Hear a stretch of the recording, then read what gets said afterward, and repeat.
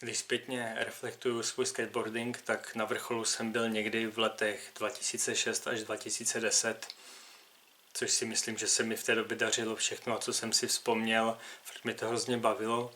A od té doby to šlo samozřejmě, co se týče trikové zásoby, úplně do kytek, jo. Prakticky nedělám už nic z toho, co jsem dělal, jenom se projíždím v těch bazénech, občas si škrknu, občas se mi nějaký trik povede, nevím. Ale každopádně si aspoň myslím, že si zachovávám takový nějaký svůj standard, co se týče stylu, který jsem si za ty roky vybudoval a který asi není úplně nejhorší na pohled, myslím si. No. Ale freestyle to je úplně jiná věc. Tady si připadám jako absolutní začátečník. Je to vidět, jak u toho machám rukama, jak jsem nejistý. Některé pohyby jsou váhavé, jiné jsou naopak zbrklé. Mám toporné kolena, jsem úplně tvrdý v kolenu, machám rukama. Prostě jako úplný začátečník, který se učí poprvé na skateu sjíždět patníček. Další věc, co mi na skateboardingu hodně bavila, tak to je natáčení a střih videí.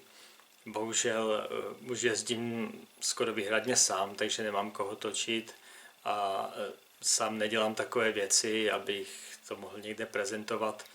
Ale nechtěl jsem se tady tohle úplně vzdát, tak jsem si říkal, že bych mohl zkusit změnit formát a natočit třeba celou session toho, jak se učím freestyle, jak vlastně od začátku dělám ty malinké kručky k nějakému progresu.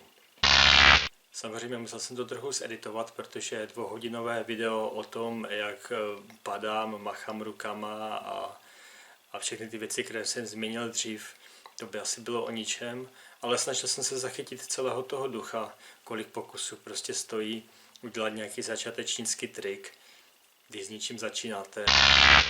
Během této session jsem byl trošku v nevýhodě, protože jsem asi měsíc nejezdil, jelikož se mi vrátilo zranění z minulého roku, které bylo hodně nepříjemné, a byl jsem se projet teda 2krát po tom měsíci, kdy jsem víceméně zkoušel, co by šlo, jestli vůbec budu moct jezdit takhle brzo, ale zase mě skolila nemoc, takže jsem další více jak týden seděl doma a nic nedělal.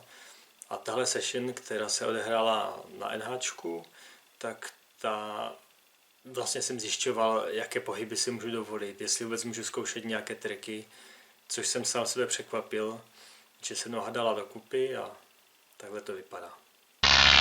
Protože jsem se vyloženě snažil zjistit, co si můžu s tou nohou dovolit, rozhodl jsem se, že půjdu od úplného začátku a každý ten začátečnický trik zkusím dát 3krát za sebou. No ale nakonec mi došlo, že ani tohle není úplně tak snadné, takže u těch věcí, které mi prostě nešly, jsem se to snažil odjet aspoň jednou.